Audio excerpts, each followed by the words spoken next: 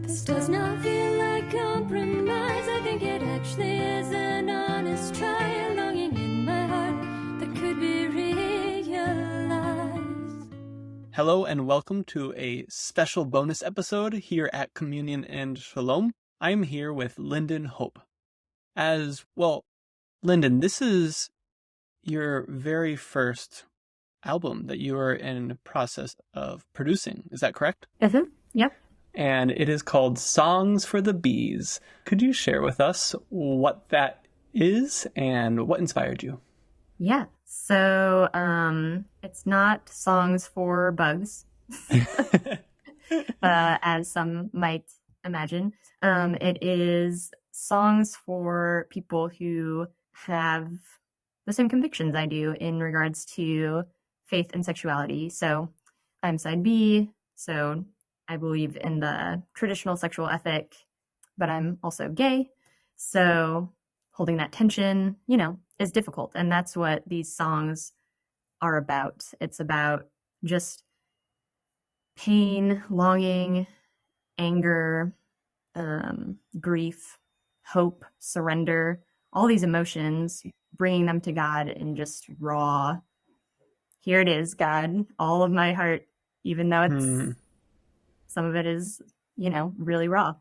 Mm-hmm. Have you always seen yourself as a songwriter and musician throughout your life, or did that develop later? So I grew up in a home that was full of music. My mom taught piano and violin lessons as I was growing up, and so there was always, and I was homeschooled for a lot of my life, so I was always around when just kids were screeching around on the violin or on the piano.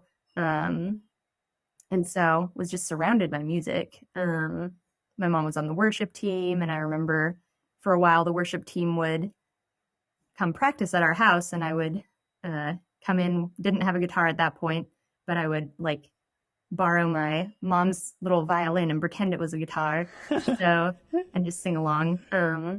So yeah, have been surrounded by music my whole life.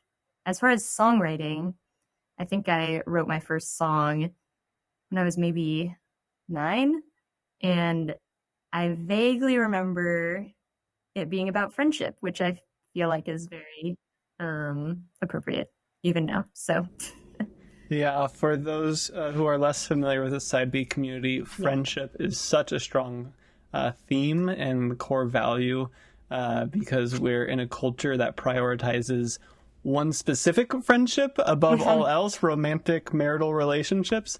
And so it takes a lot of work to reclaim our friendships as being valuable and important for us, especially those who are committed to potentially lifelong celibacy, but also proudly as just an important thing for all of humanity. Yeah, I was reading just recently Common Good magazine. They had a nice little article on Switchfoot, which actually another Side B friend, Colin Bryce, was quoted in. No way. Which was fun just to see him in there. Okay. But they had a quote from John Foreman where he says, "Songwriting is a safe vehicle to explore unsafe terrain. Even if you come back to the same spot without any definitive conclusions, you know more." Has that mapped onto your own songwriting experience? Oh, yeah. That's a really interesting kind of metaphor. First of all, I love John Foreman, especially his solo stuff. I think he's one of the great songwriters of our time. So there's that. But so as far as songwriting being a safe vehicle to explore kind of this uncharted territory that it feels dangerous sometimes. Yeah, I absolutely can see the truth in that, and that resonates. As I was coming out to myself, pretty much the only way I could even, because I was so internally homophobic at first, because I had suppressed for 10 years, pretty much the only way I could figure out how to communicate my feelings at all was through story and song. And so yeah, I feel like that is absolutely true. I was hearing different people's kind of coming up to themselves stories, and often there's this someone, people going to the mirror and being like, I'm gay. And first they remember very poignantly the first time they said it aloud. So I'm just picturing you for the first time strumming your guitar and singing I'm gay. It wasn't maybe quite like that, but that is a funny thing to picture. How long has this kind of album idea of Song for the Bees been in your mind? Wow. Well, originally I wrote these songs purely as my own therapy for myself. Like genuinely, I would write a song. I would come into my therapist's office and be like, I wrote a song about what I'm feeling, and then I would play it for her. Wow. That's beautiful. So it was an audience of one. And God, so two. But then, I've shared with a few people here and there, but it has remained very small. And this is over a period of 7 years that I've written these songs. And until Revoice, so this year's Revoice, which is a conference, to those who aren't familiar, that encourages side B Christians to flourish in their faith. So Art Pereira asked me, hey, do you have any songs about, faith and sexuality? I was like, actually. And so he was like, you ever thought about like playing them? Like maybe you could do like a concert at Revoice. And I was like, that's a big leap from therapist office to Revoice. But I was like, you know what? Sure. Let's just go for it. Let's see what happens. So ended up, just taking a big leap, and playing some of my songs at the concert at the Revoice conference, and was just kind of blown away by people's responses, just like siblings in Christ coming to me afterwards and just saying like, this song really made me weep because it helped them feel seen and known. And it just made me realize, like, we need meaningful art to echo back to us the reality of our existence. And, maybe I'm not just meant to keep these songs to myself. Maybe there is something that God wants to do with them. I'm just so tired now, your love asks too much. I wanna be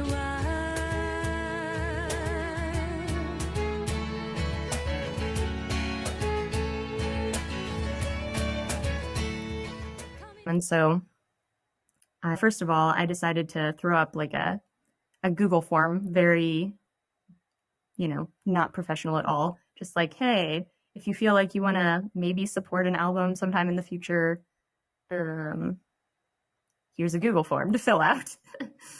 And the next morning, I woke up and saw that $6,000 was pledged to support an album. Wow.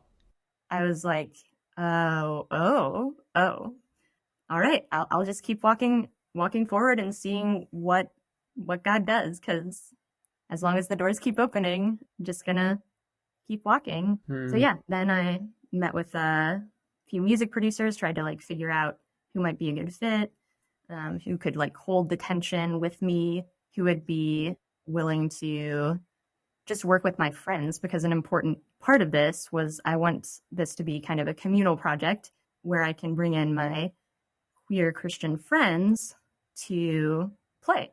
Yeah, so I'm working with an incredible music producer who was in Jars of Clay, a guitarist, Matthew Odemark, and he's really chill, really laid back.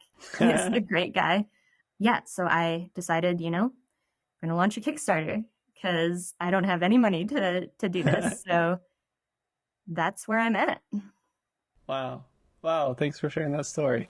That's really exciting. And I was bummed. So this was, you got to play in that cool theater, right? It was so amazing. Yeah, the venue. I was unable to make it to the venue. Oh, that's okay. So it was a beautiful space, and I just heard such good things from you, and I think there was a couple other musicians who shared. Yeah, there was Elijah Harrell, I think, and Michelle DeSarno did some poetry. Okay. And so from the little bit that I've heard, which I will be, in a second, we'll be playing a part of the song, the whole song? I forget what you're sending my way. Yeah, a part of the song. Okay, yeah, great. Listeners, you will get a little tease of what is to come, and then we'll share a link to the Kickstarter. And when does the Kickstarter close? So it closes November 22nd. So we're coming up on, it's pretty close here. Thankfully, I'm like 69% of the way there, though. So that's really good news. Sweet. So I'm very hopeful it's all going to come through in the end. But yeah, I've just been amazed at God's faithfulness so far. And I'm really excited. I want my own pitch for side B art. And like power of storytelling, it's so important in just like, I mean, you talked about it from just this work of, like your own spiritual work of what it meant for you to process through emotionally and with the Lord. And I just think of filling out that imaginative space. A big conviction of Communion and Shalom is that truth can't stand on its own, but it always needs goodness and beauty along with it. Yeah. And that they hold together. And so I'm an engineer by background. So I am so thankful for my artist friends. I mean, there's engineers who are musicians as well. I'm not one of them. I'm a spreadsheet guy. But just so thankful for my musical friends, songwriting friends. And you said stories as well. Might we see a book by you at some point? Oh dear, I don't know if I had a book, but I did write it ended up being about 50 pages of a story. Basically, if you've seen the movie Inside Out, it's something along those lines of just me interacting with different parts of me. And one of the parts is representative of my gayness. And so it's me interacting with that character as well as like other parts of me. So, yeah. Last question before we jump off. Can you tell us about Linden Hope? Yes. So Linden Hope is my stage name. I could have used my real name, but I am actually a mental health therapist, and the primary reason that I wanted a stage name was because I didn't necessarily want the very first thing that if clients Google my name to be like, oh, it's all these very vulnerable songs about faith and sexuality. Not that I'm afraid of people finding those things, but it's just like maybe not the very first thing. Yeah. So just to provide some safety for my clients of So my name Lindsay means of the linden tree. What I think is super cool is the linden tree is nicknamed the bee tree. Ah. Yeah. That's perfect. I know. So I was like, well, there it is. And Hope is my middle name, so it works.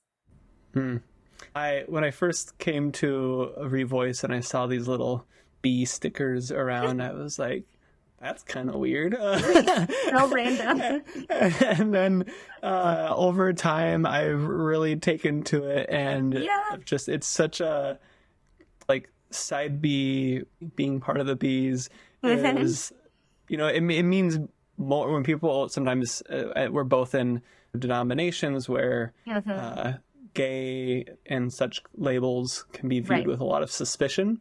And I feel like those labels can get used in a lot of different ways by different people and mean different things. But side B contains so much richness, and it has this whole culture and community, the theological beliefs, the sacrifices and hopes that we hold on to together. It's a very rich, I guess, image for me. So anyways, it's the bees, which is just very endearing. And they're cute little bees. Right. Our local our local side B community right now, our group chat image is pancakes because we got breakfast together, and I'm looking for the right pancake image with like bees on it. Ooh, yes. Anyways, that would be perfect. Pancakes. If you have any graphic designers who want to put pancakes and bees together, send me an email. Will do. Well, thank you again. Yeah, absolutely. Thank you for having me on here. I really appreciate it. Yeah. Enjoy, listeners, and give what you can. Send some love, not just to this project, but really it is love to the whole community of bees.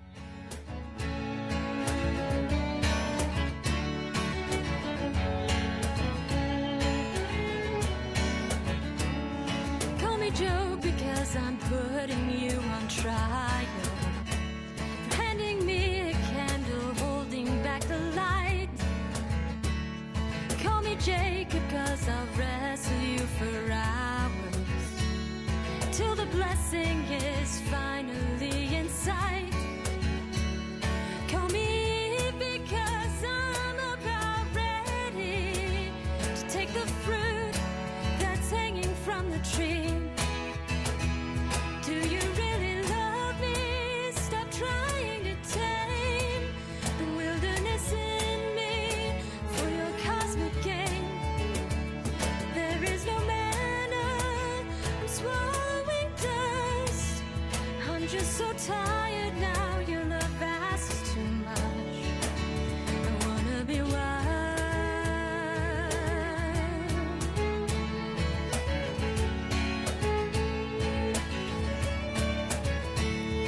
Call me David cause I want something I can't have. Raging, pacing, scheming up here on the roof.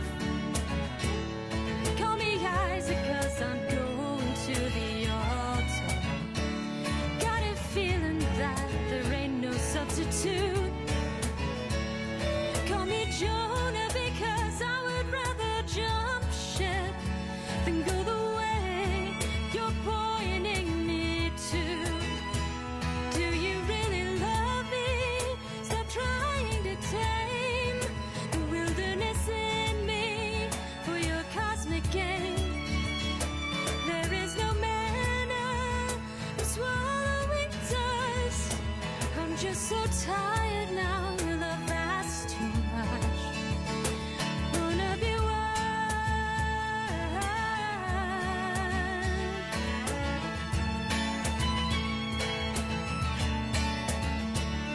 Call me Thomas cause you know I've always doubted. This does not feel like compromise. I think it actually is an honest try. Longing. Hi, I'm Linden Hope, a side B queer Christian singer-songwriter, and I'm currently raising funds through Kickstarter in hopes of recording a full-length album entitled Songs for the Bees. These are songs born out of my own journey navigating the tension between my faith and sexuality. My primary hope is that these songs can help my side B friends know that they're not alone, as they wrestle with God in pain, longing, anger, sorrow, hope, and surrender. If you'd like to see this album become a reality, please give any amount on my Kickstarter page by November 21st. See the link to the Kickstarter in the show notes to support this album.